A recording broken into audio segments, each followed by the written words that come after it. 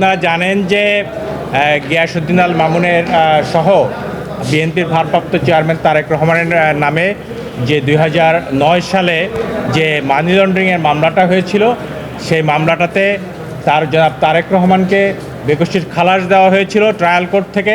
তার তৎপরবর্তীতে দুদক এটার ভিত্তিতে অ্যাপিল করে, অ্যাপিলের পরে ওনাকে 7 বছরের কারাদণ্ড দেওয়া হয় এবং তাকে 20 কোটি টাকা জরিমানা করা হয়। তৎপরবর্তীতে তার বিরুদ্ধে আমরা মহামান্য আপিল বিভাগে লিফটি আপিল দায়ের করি। সেই আপিলের প্রাথমিক শুনানি আনতে 10ই ডিসেম্বর লিভ গ্রান্ট করে। সেই লিভের উপরে আজকে শুনানি হয়েছে। শুনানি হওয়ার পরে আদালত দুদকের যে মামলা, সেই মামলার কোনো সাবস্ট্যান্স খুঁজে পায় নাই এবং মোটামুটিভাবে আপিল বিভাগের সকল জাজ একমত হয়েছেন যে না, দুদকের কোনো মামলার সাবস্ট্যান্স নাই এবং ফর্মাল জাজমেন্টের জন্য 6 মার্চ ওনারা দিন ধার্য করেছেন।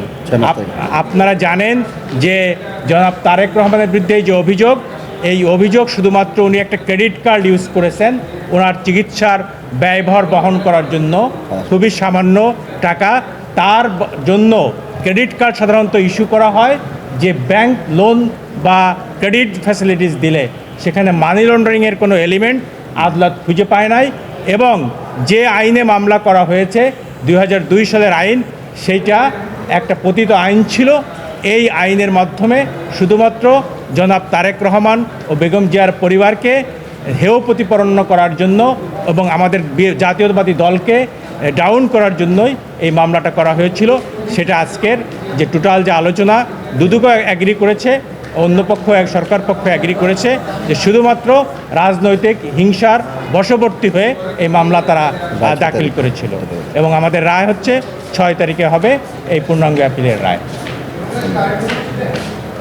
এই মামলায় তারেক রহমান ছিলেন 2 নম্বর, উনি লোয়ার কোর্ট থেকে খালাস পেয়েছিলেন। পরবর্তীতে হাইকোর্ট ডিভিশন তাকে 7 বছরের সাজা প্রদান করে।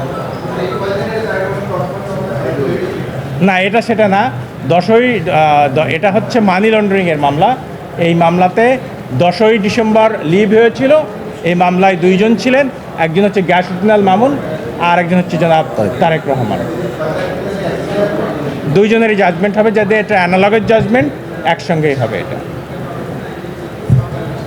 ঠিক আছে জি,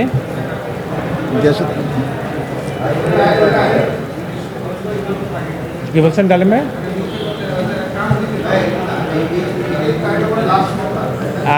এইটা আসলে আমার ঠিক বলা ঠিক হবে না, কারণ আমাদের আইন সম্পাদক জনাব কায়সার কামাল সাহেব উনি মামলাগুলো দেখভাল করছেন। আমি শুধু এই মামলাটার বিষয়ে বলতে পারি, আর বাকি মামলাগুলো উনি হয়তো এসে ব্রিফ করবেন। উনি দলের প্রয়োজনে দেশের বাইরে আছেন এখন। হ্যাঁ, এটাই মুদাহার জাজমেন্ট। এবং আপনারা দেখেন যে একটা মামলায় খালাস দেওয়ার কারণে জজ সাহেবকে দেশ ছেড়ে পালাতে হয়েছে। আমাদের বিচার ব্যবস্থার দৈন্যতাটা আপনারা দেখেন এখানে। জি, থ্যাংক ইউ।